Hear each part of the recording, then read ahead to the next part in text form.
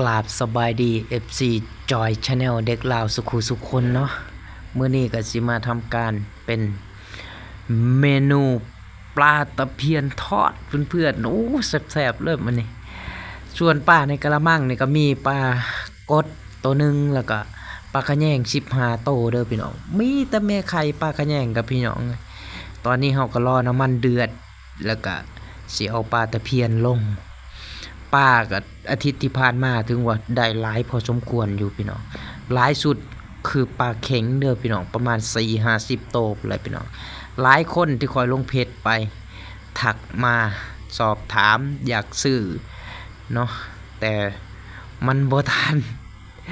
จริงๆแหละถ้าคอยจะขายก็ได้หลายบาทอยู่เนาะพี่น้องแต่มันมีคนสำคัญในโตวคอยพี่น้องบ่ว่าไอ้ดาวบอกว่าเพื่อนสำคัญสุดก็คือไอพีเทวาเนาะที่ว่าคอยซอยเหลือคอยบอกคอยสอนคอยเนาะตั้งแต่คอยคบคนมาที่อยู่กรุงเทพมาหลายปีก็มี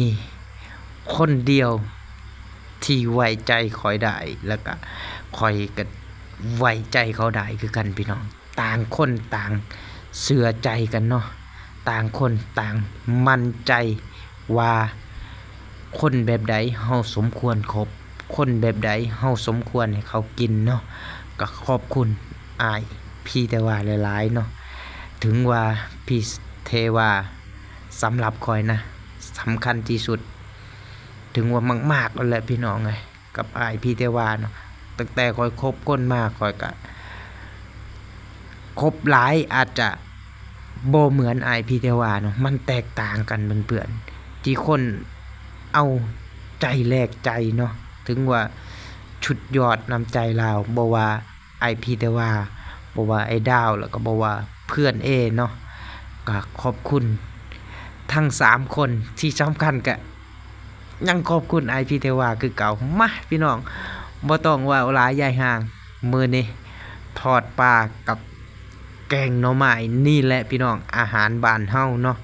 บ่ต้องอีหยังมากมายกินเพื่ออยู่บ่ได้อยู่เพื่อกินพี่น้องกินแล้วนอน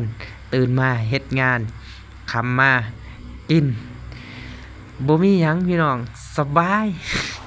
กราบสบายดีพี่น้องสุขทุกคนมาพี่น้องนี่แกงหน่อไม้เด้อพี่น้องเด้อขาดบ่ได้ข้าวเหนียวพี่น้องนี่ของเด็ดพี่น้องอุ้ยทอดปลาขะแยงพี่น้องเต็มจานพี่น้องมากินน้ำกันมื้อนี้แซ่บๆรสมื้อนี้เอ้าอาจสิบ่เห็นข้าวเหนียวเด้อพี่น้องพื้นที่มันแคบโพดนี่เห็นบ่มาอาจสิเห็นนิดนึงลุยปั่น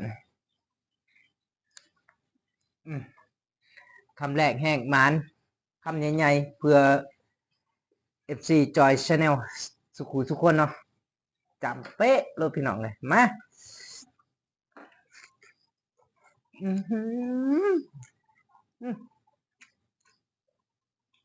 ปรากฏเด้อนี่เด้อจับมันลงมาใช่เหนือพี่น้องเลย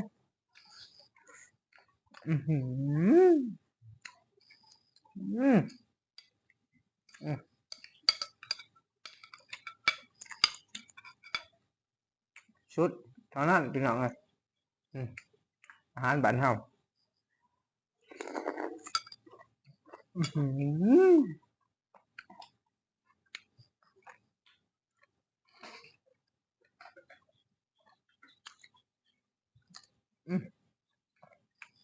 แต่3 บาทก็บอกพี่น้องเลยสิกันอาหารแสบไปเลย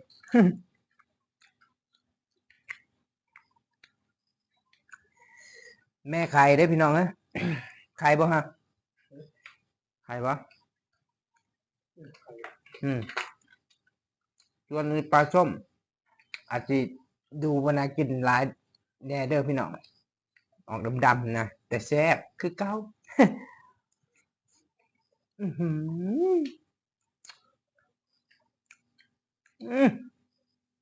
ทั้งชมทั้งเข้มพี่น้องชมจือเลย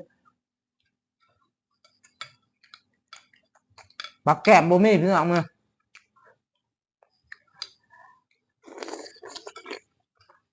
อืมอืมมีแต่ยอดมะละพี่น้อง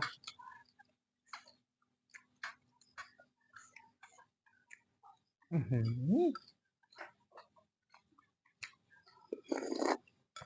ฮ้อน แกงหน่อไม้ก็ฮ้อนพี่น้องปลาก็ฮ้อนมาชุดเท่านั้นพี่น้องเลยหาใส่ได้อาหารแบบนี้โอ้ยคักมันนี่สงสัยกินอิ่มนอนหลับสบายพี่น้องกินแล้วกินฮอดพ่อแม่เขาเด้พี่น้องเอ้ยแบบนี้อืมอยากกินเชียวอยากให้เพิ่นกินน้ำ